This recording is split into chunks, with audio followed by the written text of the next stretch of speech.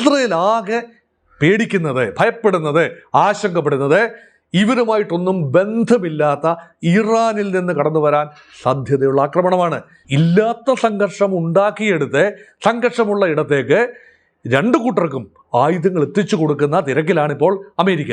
അതുകൊണ്ട് അമേരിക്കയ്ക്ക് ഏത് യുദ്ധവും ഒരു കച്ചവടമാണ്. ഇസ്രയേൽ ഭയന്നിരുന്നത് സ്വന്തം നിലനിൽപ്പിനെ സംരക്ഷിക്കാനാവുമോ എന്ന കാര്യത്തിലാണ്. ഡോക്ടർ മോഹൻ വർഗീസ് സാർ, കഴിഞ്ഞ എപ്പിസോഡിൽ നമ്മൾ ആയത്തുള്ള അലി ഖമനേയി പൊതുവിടത്തിൽ പ്രത്യക്ഷപ്പെട്ടതും എന്തുകൊണ്ടാണ് ആക്രമണം വൈകുന്നതും ഒപ്പം തന്നെ ഖമനയുടെ മുന്നറിയിപ്പ് ഭീഷണിക്ക് ട്രംപ് ഒരു മലക്കം മറിച്ചൽ നടത്തിയത് എന്തുകൊണ്ട് എന്നീ കാര്യങ്ങളാണ് ചർച്ച ചെയ്തത്. ഇനി അടുത്ത ഘട്ടത്തിലേക്ക് പോകുമ്പോൾ ഇറാനുമേൽ ആക്രമണ ഭീതി ഉരുണ്ടു കൂടുന്നതിനിടെയാണ് ഇസ്രയേലിന് $667 കോടി ആയുധങ്ങൾ US നൽകിയിരിക്കുന്നത്. വെള്ളിയാഴ്ച US കോൺഗ്രസ് അംഗീകരിച്ച ഇടപാടിൽ സൗദി അറേബ്യയ്ക്ക് $900 കോടി ആയുധങ്ങൾ നൽകാനും തീരുമാനിച്ചിട്ടുണ്ട്. 30 അപ്പാച്ചെ ഹെലികോപ്റ്ററും അനുബന്ധ ഉപകരണങ്ങളുമാണ് ഇസ്രയേലിന് നൽകുന്നത്. 730 പാട്രിയറ്റ് മിസൈലുകൾ അടക്കമാണ് സൗദിക്ക് നൽകുന്നത്. നാറ്റോയ്ക്ക് പുറത്തുള്ള തങ്ങളുടെ പ്രധാന സഖ്യകക്ഷി രാജ്യത്തിന്റെ സുരക്ഷ കൂടുതൽ ഉറപ്പാക്കുന്നതാണ് ഈ ഇടപാട് എന്നാണ് US വിദേശകാര്യ വകുപ്പ് അറിയിച്ചിരിക്കുന്നത്. ഈ ഒരു ഡീലിനെ അല്ലെങ്കിൽ ഈ ഒരു ഇടപാടിനെ എങ്ങനെയാണ് നോക്കിക്കാണേണ്ടത്, പ്രത്യേകിച്ചും ഇറാൻ അമേരിക്ക നേർക്ക് നേർ നിൽക്കുന്ന ഒരു സാഹചര്യത്തിൽ? അമേരിക്ക നെയ്റ്റോയ്ക്ക് പുറത്തേക്ക് അവരുടെ അലൈസിനെ, സഖ്യകക്ഷികളെ വിന്യസിക്കുകയാണ്. ഓൾറെഡി ഗൾഫ് രാജ്യങ്ങളെല്ലാം അമേരിക്കയുടെ പാർട്ട്നേഴ്സാണ്. അവരതിനെ അമേരിക്കയെ കാണുന്നത് തങ്ങൾക്ക് സുരക്ഷ ഒരുക്കുന്ന ഒരു സംവിധാനം എന്ന നിലയിലാണ് സൗദി അറേബ്യയും UAEയും കുവൈറ്റും ഉൾപ്പെടെയുള്ള എല്ലാ GCC രാജ്യങ്ങളും അമേരിക്കയെ കാണുന്നത്. അതിൻ്റെ ഭാഗമായിട്ടാണ് അമേരിക്കയുടെ താവളങ്ങൾ. പക്ഷേ ഇപ്പോഴിതാ ആക്രമണങ്ങൾ, ഇതൊരു ഒഫൻസീവ് മോഡാണ്, ഡിഫെൻസീവ് മോഡല്ല. America is now on an offensive track against Iran. അപ്പോൾ എങ്ങനെയാണ് ഈ സഖ്യകക്ഷികളെ കൂടെ നിർത്തുന്നത്? അപ്പം നെയ്റ്റോ പരമ്പരാഗതമായ നോർത്ത് അറ്റ്ലാന്റിക് ട്രീറ്റി ഓർഗനൈസേഷനിലെ യൂറോപ്യൻ രാജ്യങ്ങളുമായുള്ള അമേരിക്കയുടെ ബന്ധം എക്കാലത്തെയും മോശപ്പെട്ട നിലയിലാണ് ഇപ്പോൾ നിൽക്കുന്നത്. അതുകൊണ്ടാണ് പുതിയ മേഖലകൾ, സൈനിക പങ്കാളികളെ ആവശ്യമുണ്ട്. ആ പങ്കാളികൾ ഏറ്റവും വിശ്വസ്തരായിരിക്കണം. കാരണം സൗദി രാജകുടുംബം വിശ്വസ്തരാണ്. പിന്നെ ഈ കുവൈറ്റിലെ അല്ലെങ്കിൽ UAEയിലെ എമീർമാർ, അവർ ഷെയ്ഖ്മാർ ഒക്കെ വിശ്വസ്തരാണ്. അവരുടെ നിലനിൽപ്പ് തന്നെ, അവരുടെ രാഷ്ട്രീയ പൊതു ഭരണ നിലനിൽപ്പ് തന്നെ അമേരിക്കയുടെ അനുവാദവും ആശീർവാദവും ഉള്ളത് കൊണ്ടാണ്. അല്ലെങ്കിൽ ഒരുപക്ഷെ അവരുടെ ഭരണകൂടങ്ങൾ അട്ടിമറിക്കപ്പെട്ടേക്കാം പല കാരണങ്ങളാൽ. അതുകൊണ്ട് അമേരിക്കയാണ് ഈ ഭരണകൂടങ്ങളെ താങ്ങി നിർത്തുന്നത് എന്നതുകൊണ്ടും അവരുടെ എണ്ണയുടെ സുഗമമായ വ്യാപാരം ഉറപ്പുവരുത്തുന്നതിന് മറ്റ് തടസ്സങ്ങൾ ഉണ്ടാകാതെ നോക്കുന്നത് അമേരിക്ക ആണെന്നുള്ളത് കൊണ്ട് ഒരു കൺസെഷൻ അവർ ചെയ്തിട്ടുണ്ട്. തങ്ങളുടെ എണ്ണ വ്യാപാരം ഡോളറിൽ മാത്രമേ നടത്തൂ. അതുകൊണ്ട് ഡോളറിനെ ലോക കറൻസിയായി, ഒരു ഏറ്റവും ഡിമാൻഡുള്ള കറൻസിയായി, ട്രേഡിംഗ് കറൻസിയായി നിലനിർത്താൻ ഗൾഫ് രാജ്യങ്ങൾ ശ്രമിക്കുന്നു. അതിൻ്റെ പേരാണ് പെട്രോ ഡോളർ റെജിമൻ ഇല്ലേ.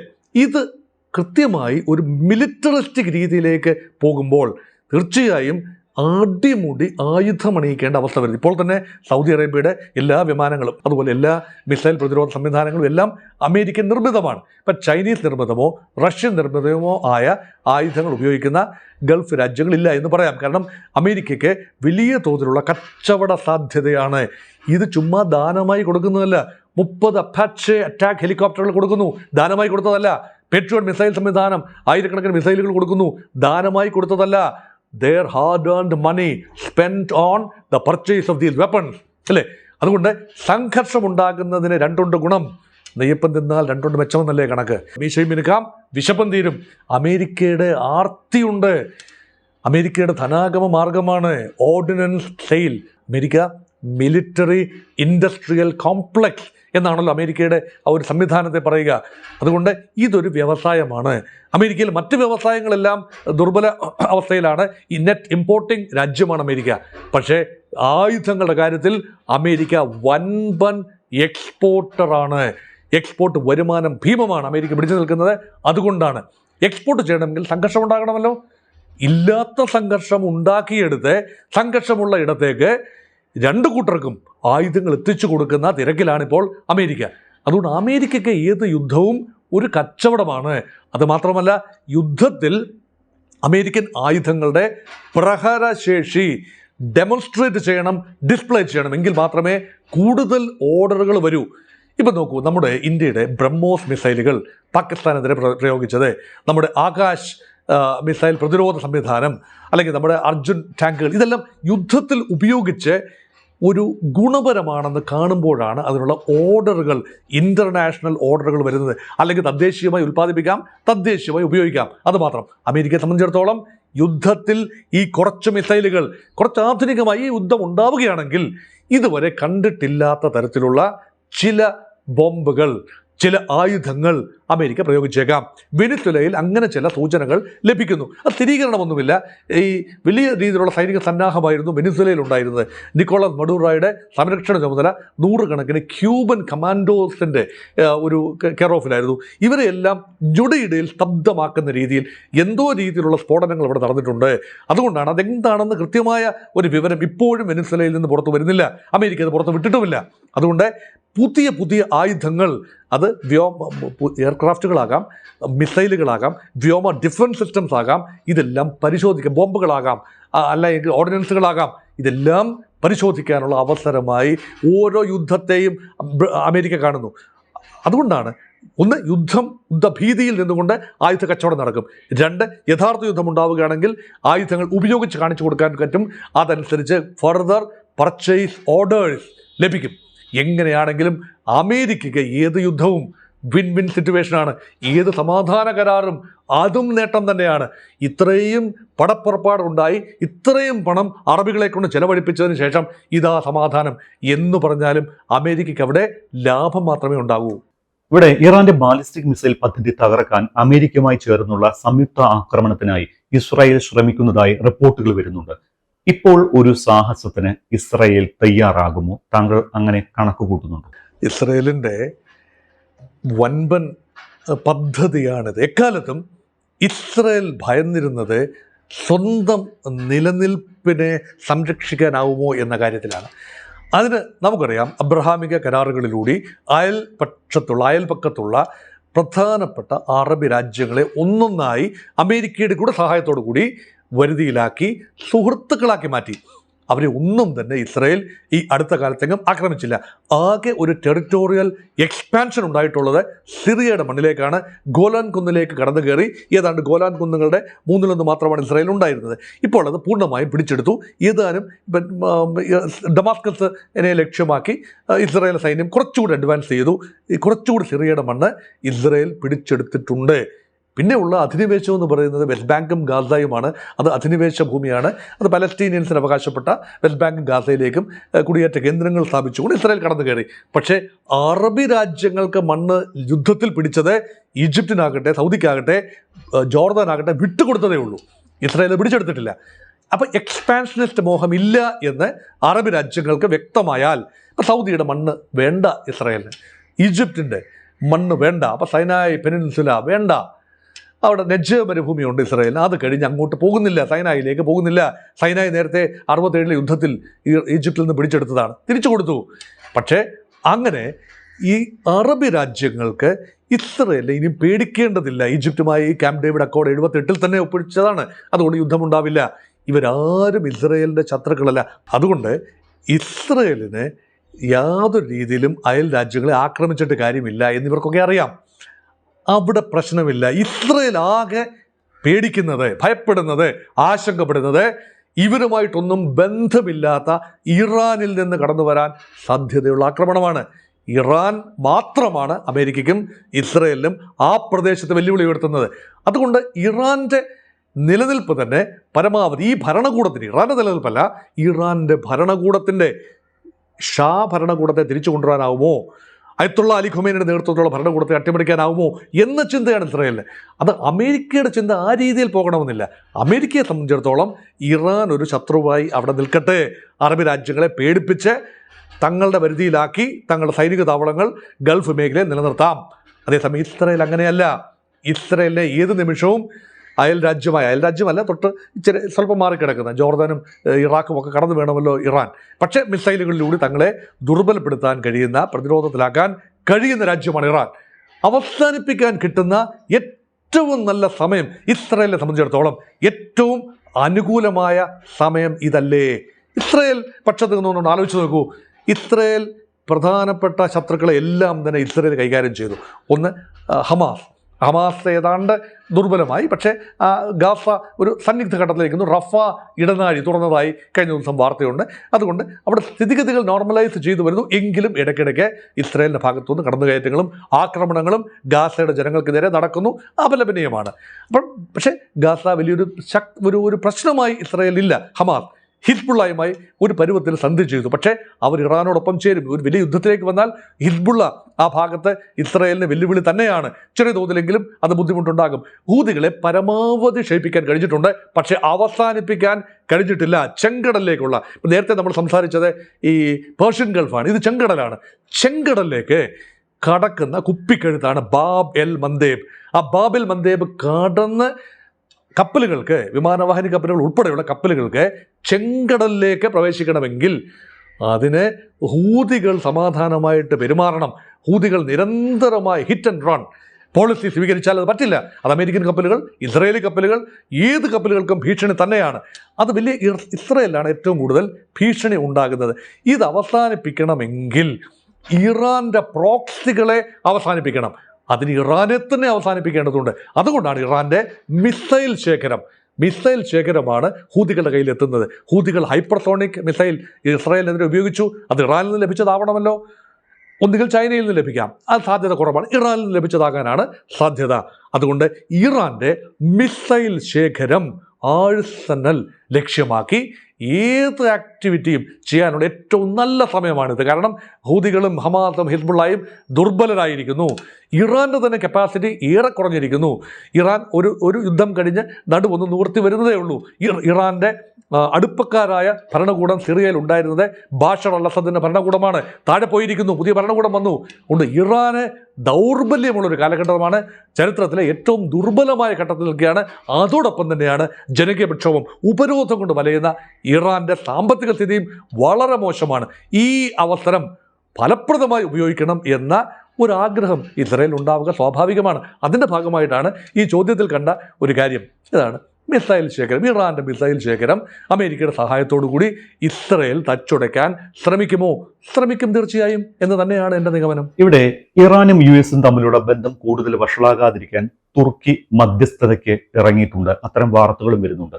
ഇത് എത്രത്തോളം വിജയം കാണാനുള്ള സാധ്യതയുണ്ട്? തയ്യിബ് എർദോഗാൻ ഏറ്റവും അവസരവാദിയായ മുസ്ലിം ലോകത്തെ നേതാവ് എന്ന് ഞാൻ വിശേഷിപ്പിക്കും. തുർക്കിയുടെ പ്രസിഡൻ്റാണ്. ഏറെക്കാലമായി ഒരു ഏകാധിപതിയെ പോലെ തുർക്കിയിൽ വാണരുളുന്ന എർദോഗാൻ ഈ മാറി മറിഞ്ഞും നിൽക്കും. അമേരിക്ക അനുകൂല സംഘടനയാണല്ലോ നെയ്റ്റോയിൽ ഭാഗമാണ് തുർക്കി. അതേസമയം ഇസ്രായേലിനെതിരെ കഠിനമായ പ്രസ്താവനയുമായി അമേരിക്കൻ പക്ഷത്ത് നിന്നുകൊണ്ട് തന്നെ തുർക്കി പ്രവർത്തിക്കുന്നു. ഇനി സിറിയയിലെ ഭരണമാറ്റത്തിന് പിന്നിലും എർദോഗാൻ്റെ ചിന്തകളുണ്ട്. ബാഷർ അൽ അസദിനെ റീപ്ലേസ് ചെയ്തതിന് പിന്നിൽ എർദോഗാൻ്റെ കരങ്ങളുണ്ട്. ഇനി എർദോഗാൻ അഭിമുഖീകരിക്കുന്ന ഒരു വിഷയം തുർക്കിയും ഇറാനും ഇറാഖും സിറിയയും കൂടി നേരിടുന്ന പ്രശ്നമാണ്. അത് കുർദുകളുടെ പ്രശ്നമാണ്. കുർദ് ജനത ഈ പ്രദേശത്താണ്. ഇതെല്ലാം 4 രാജ്യങ്ങൾ കൂടി ചേരുന്ന ഒരു പ്രദേശമാണ് കുർദ് മേഖല. അത് സ്വയംഭരണത്തിന് വേണ്ടി ആഗ്രഹിക്കുന്നു. അവിടെ തുർക്കിക്ക് വലിയ ആശങ്കകളുണ്ട്, ഇറാനും ആശങ്കകളുണ്ട് ഈ കുർദ് വിഷയത്തിൽ. അപ്പം എർദോഗാൻ ഒരു നിലപാടെടുക്കുമ്പോൾ ഇതെല്ലാം പരിഗണിച്ചുകൊണ്ടാണ് തയ്യിബ് എർദോഗാൻ ഒരു നിലപാടെടുക്കുന്നത്.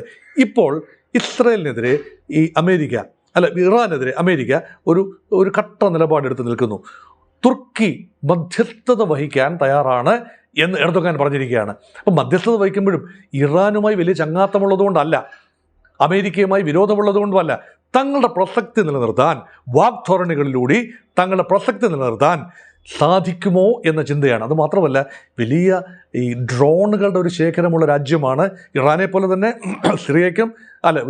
തന്നെ തുർക്കിക്കും വലിയ രീതിയിലുള്ള ഡ്രോൺ ശേഖരമുണ്ട്. ഇപ്പോൾ ഡ്രോണുകളാണ് ഒരു വലിയ താരമായി വന്നിരിക്കുന്നത്.